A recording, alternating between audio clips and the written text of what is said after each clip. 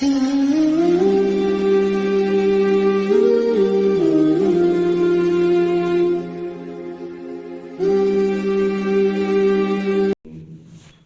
بعد فاعوذ باللہ السمیع العلیم من الشیطان الرجیم من حمزه ونفخه ونفثه بسم اللہ الرحمن الرحیم۔ صحابی روایت کرتے ہیں کہ نبی کریم صلی اللہ علیہ وسلم نے ہمیں سید الاستغفار سکھایا، اور سید الاستغفار کیا ہے؟ کہنے لگے جو شخص صبح کے وقت اسے ایک بار پڑھ لے وہ شام سے پہلے پہلے مر جائے تو جنتی ہوگا، اور اگر شام کے وقت اس کو پڑھ لے اور اگلی صبح ہونے سے پہلے پہلے مر جائے تو جنتی ہوگا۔ سید الاستغفار ایک ایسی دعا ہے جو نہ صرف جنت کی بشارت لے کے آتی ہے، بلکہ اگر اس کو ترجمے کے ساتھ سمجھ کے پڑھا جائے تو یہ ہمیں دعا کے آداب بھی سکھا جاتی ہے۔ اس کے سورسز کیا ہیں؟ حصن المسلم گھروں میں موجود ہے، اگر نہیں موجود تو خرید لیں۔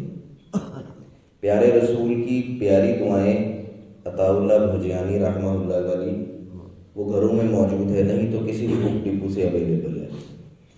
تیسرا سورس یہاں پہ جو صبح و شام کے اذکار مساجد میں لٹکے ہوتے ہیں وہاں بھی وہ موجود ہوتی ہے۔ اس کو یاد کرنے کا طریقہ کیا ہے؟ بزرگوں کے لیے، بڑوں کے لیے اور نوجوانوں کے لیے، جب آپ روٹین سے روزانہ اس کو ایک بار دو بار پڑھنا شروع کر دیں گے تو 30 دن میں، 35 دن میں، 50 دن میں، 100 دن میں آخر کار یہ زبان پہ چڑھ جائے گی۔ دعا کیا ہے؟ اللہم انت ربی لا الہ الا انت خلقتنی وانا عبدک وانا علی عہدک ووعدک ما استطعت اعوذ بک من شر ما صنعت ابوء لک بنعمتک علی وابوء بذنبی فاغفر لی فانہ لا یغفر الذنوب الا انت۔ ترجمہ کیا ہے؟ مفہوم سمجھ لیجئے، پورا طریقہ کار سمجھ آ جائے گا۔ پہلے اللہ کی ربوبیت کا اقرار ہے کہ تو میرا رب ہے اور ہر چیز پہ قادر ہے، تو نے مجھے تخلیق کیا، تو نے مجھے پیدا کیا، میں کچھ بھی نہیں تھا۔ میرے ماں باپ کو بھی معلوم نہیں ہوتا اولاد کیا ہونی ہے، کتنی ہونی ہے، کیسی ہونی ہے، کیا شکل و صورت ہے، کس ٹائم پہ، کس دن، کس جگہ پیدا ہوگا، نیک ہوگا کہ بد ہوگا، کب مرے گا۔ تو میرا خالق ہے، تجھے معلوم ہے سارے معاملات، تو نے مجھے تخلیق کیا۔ پھر اس کے بعد اس کی ربوبیت کا اقرار کرے، اس کی تعریفیں کرے، پھر اپنے وعدے کا یقین دلائے۔ اللہ میں نے تجھ سے وعدہ کیا تھا، میں قائم ہوں، اور وعدہ کیا تھا؟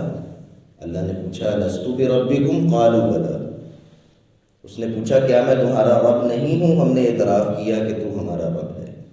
پھر اس کو یہ واسطے تھے کہ تو میرا رب ہے اور میں تجھے تسلیم کرتا ہوں اپنا رب، تجھ ہی سے مانگتا ہوں، تجھے ہی ملجا و ماوا جانتا ہوں، تو نے ہی عطا کرنا ہے۔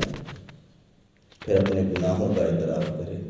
اللہ مجھے اعتراف ہے کہ میں نے بہت گناہ کیے ہیں، چھپے ہوئے، ظاہر، اتنے کر دیے ہیں کہ اگر خود بھی دہراؤں تو شرمندگی سے پانی پانی، اتنے کر دیے ہیں کہ اگر میرے ماتھے پر لکھے جائیں، میرے چہرے پر ظاہر ہوں تو میرے سب سے قریبی لوگ بھی شاید مجھ سے ملنا پسند نہ کریں۔ تجھے سب معلوم ہے پر تو نے میرا رزق نہیں روکا، تجھے سب معلوم ہے پر تو نے مجھے رسوا نہیں کیا، تجھے سب معلوم ہے پر تو نے میرے پردے رکھے ہوئے ہیں۔ تو مجھے مال بھی دے رہا ہے، اولاد بھی دے رہا ہے، خیر بھی دے رہا ہے، شر سے بچا بھی رہا ہے۔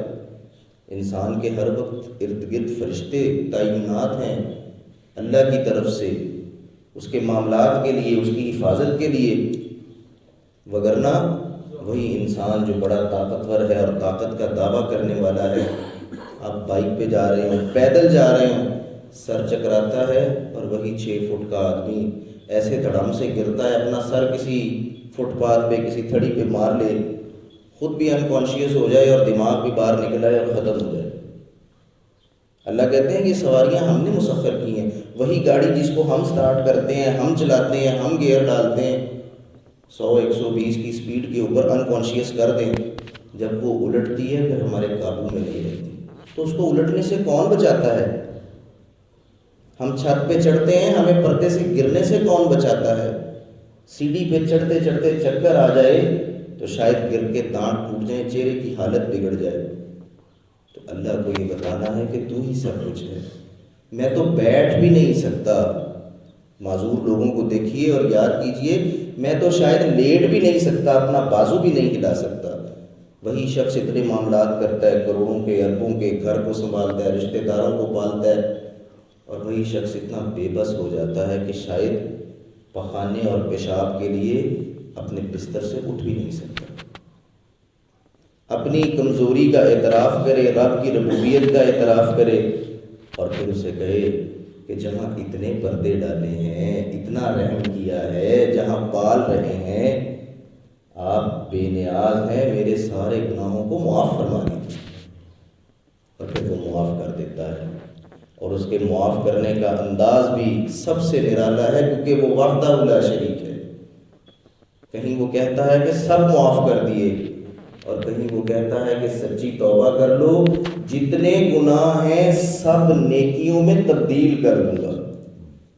اور پھر نیکیوں کا کیا کہا گناہ کرو گے تو اتنا ہی ملے گا، نیکی کرو گے تو نیت کے حساب سے 10 گنا، 70 گنا، 100 گنا سے بھی زیادہ اجر عطا فرماؤں گا۔